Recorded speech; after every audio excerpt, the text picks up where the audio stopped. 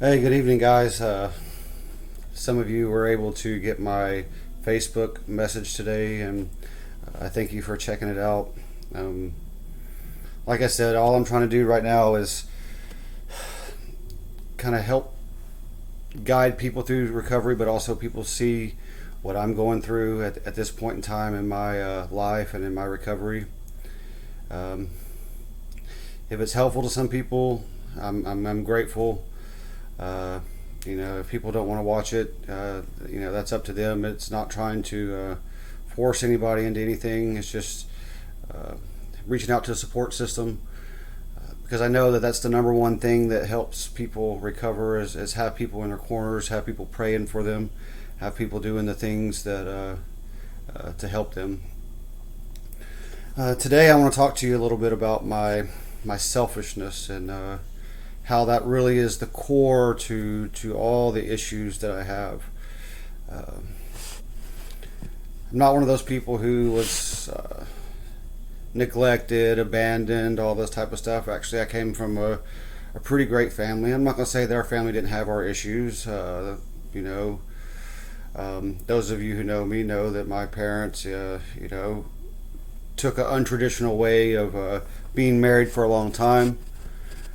Uh, but what I can say out of that is that my parents probably did the opposite of neglecting me in that point in time. That they spoiled me to death. They gave me everything and anything I wanted because they felt sorry for me for what I had to go through.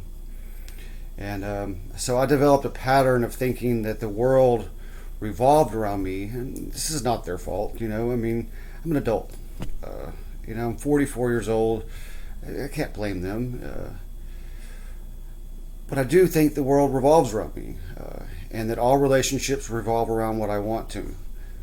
And no matter what I say I do, where I've been in both my past marriages, everything that I do, it has to benefit me.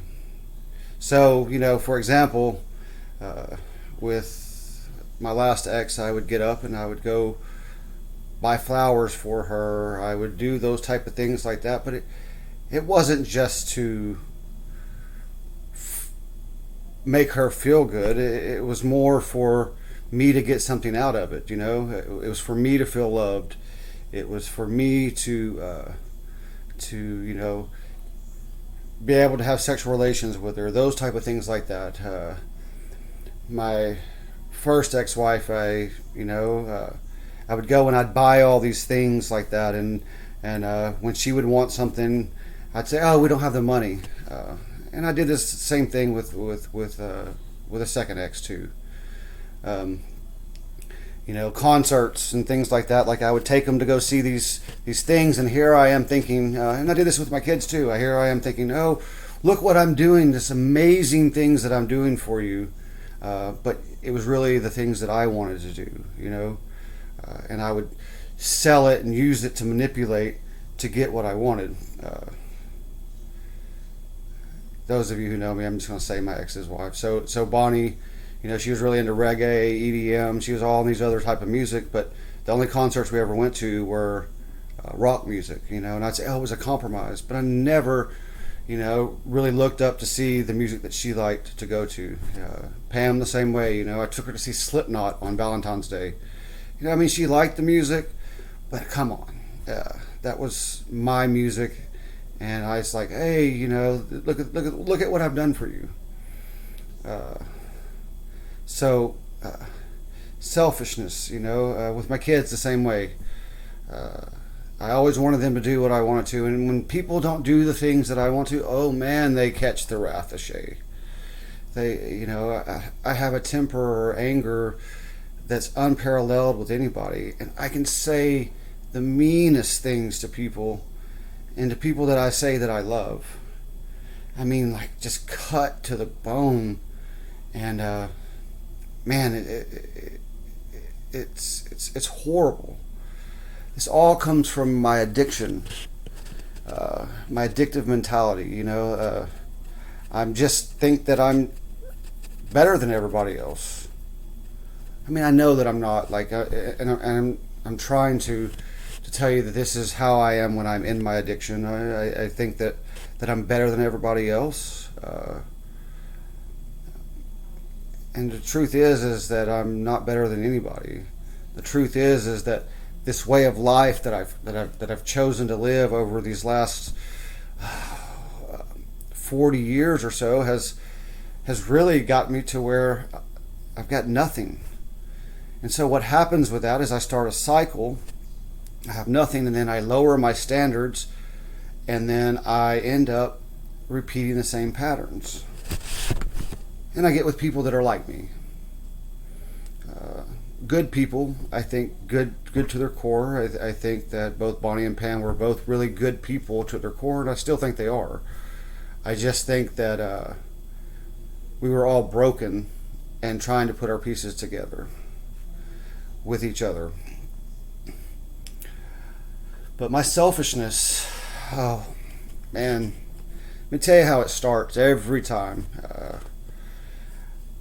I'll get some money, like I'll get successful, and then I want to be like everybody else. I want to be accepted, so I start buying all these things. I buy, things that I can't afford.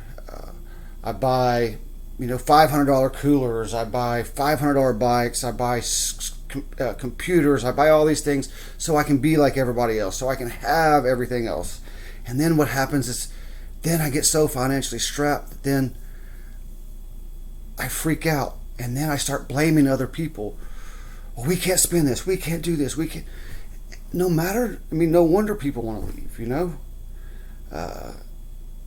And then it gets so stressed, and then, like in this last relationship, started drinking all the time to cover up that anger and that all that type of stuff, and then it ends up coming back up, but uncontrolled while I'm drinking.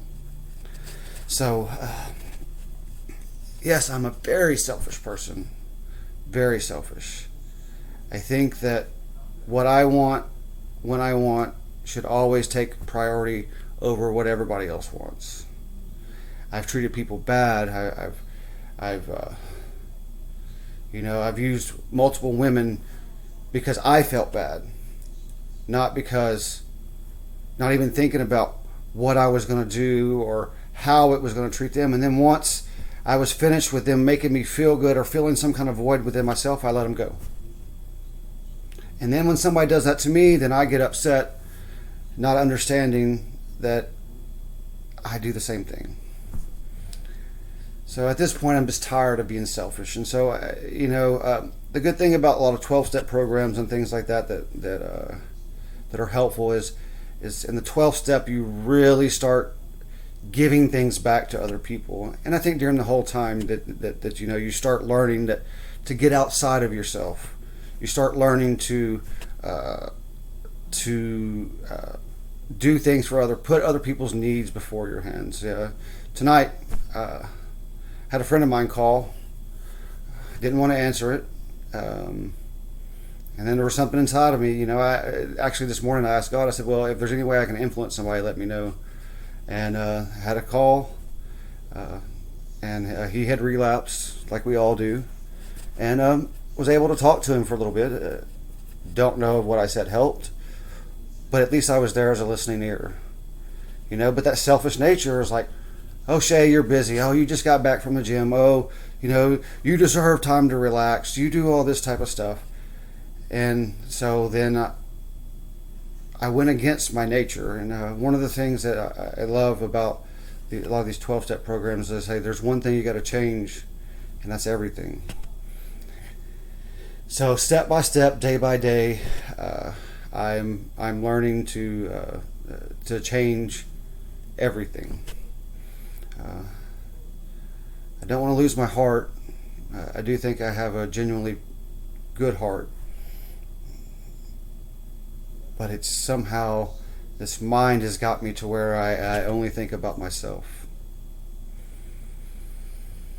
Well, tomorrow, got some plans of going to church, maybe do some yoga, do some meditation, listen to some books that are helpful, study a little bit on the process at the car business that I'm in. Hope everybody has a wonderful Sunday, and look forward to visiting with y'all again tomorrow. If there's any topics or anything like that you want me to cover, I can. Like I said, I'm a licensed counselor.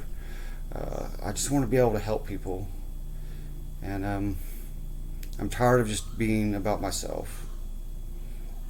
Good news is me and my sister are talking.